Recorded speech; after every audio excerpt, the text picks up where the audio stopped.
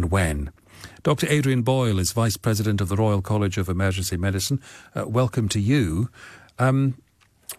Obviously, I suppose it's for politicians to ultimately make these decisions about how and when lockdown ends on the basis of your own professional work. How would you contribute to that debate?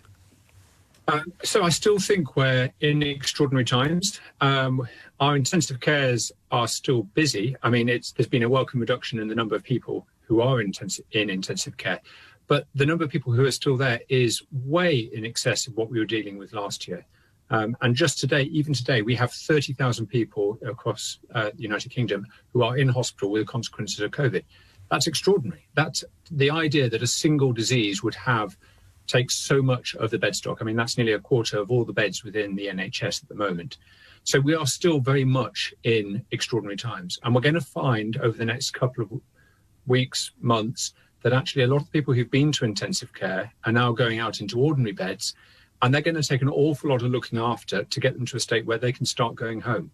So we've still got a lot of work to do, even though it may not be the exciting high-tech medicine with all the machines and the high levels of PPE. The rehabilitation of people is going to take a long time within hospital. And it's harder to get people home if they've had COVID. There's worries about, are they going to take COVID back into their homes? Are they going to take them back into care homes? So the whole system is much more full, and at the same time, we have less beds than we did this time last year. We think we probably have 7,000 less beds. So, you know, we've got over the exciting, energizing, and slightly scary peak, and we're now in a grinding state.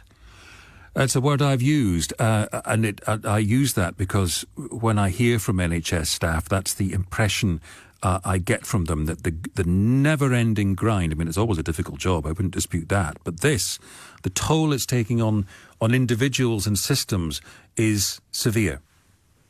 Yes, and, you know, we've done research studies on our members and fellows. People are reporting a whole bunch of symptoms